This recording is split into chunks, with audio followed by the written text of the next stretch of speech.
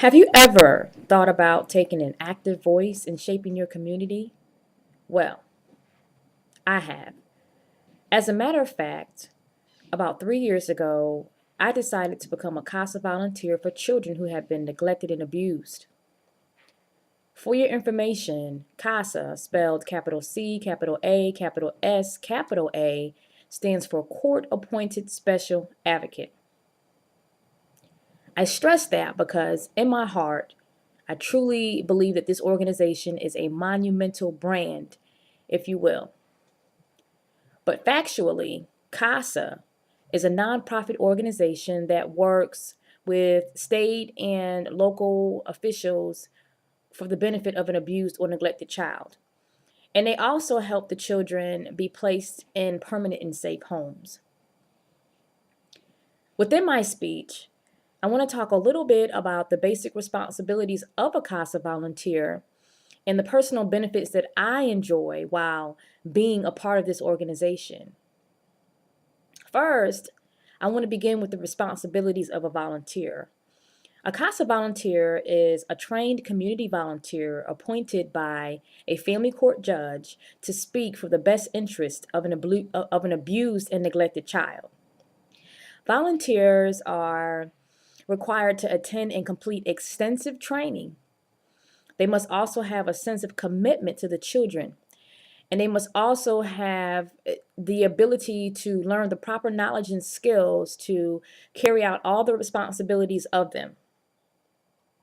Second, a CASA volunteer is an official part of the judicial proceedings. In other words, we are a part of the judicial proceedings in our community. For example, we work alongside with attorneys, social workers, police officers, or anyone who has any child's best interest at heart. Since a volunteer has the potential to take up 1 to 2 cases at a time, it's very important that thorough exploration of the history in each case is completed thoroughly. In other words, a volunteer must complete an extensive investigation of each and every case they obtain. Lastly, when a CASA volunteer handles a case, it may consist of talking face to face with the child once per month, reviewing appropriate records may be necessary, or speaking with the adults associated with the case. For example, mom, dad, aunt, uncle, or maybe even school officials.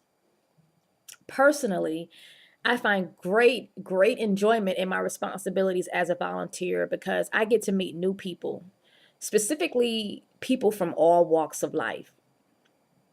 Next, I want to discuss some of the personal benefits that you can receive while being a volunteer. First, I'm making a difference in the life of a child who has been a victim of abuse. To me, this is the ultimate reward. I mean, just imagine the gratifying effect your conscience may feel when you're able to take a child away from a potential negative situation and then place them in a positive one.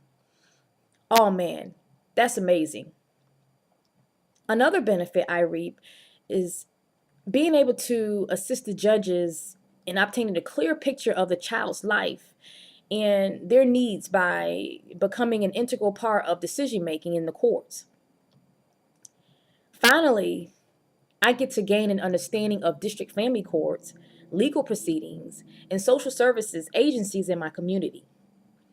This is especially beneficial to me because currently I'm studying family and child development. So, maintaining my role as a volunteer will definitely help strengthen my skills for future reference. In conclusion, as the need to protect children grows, the responsibility of a volunteer grows. Although CASA volunteers are not monetarily compensated for their hard work, there are many and many more benefits of personal fulfillment associated with becoming a CASA volunteer. Thank you.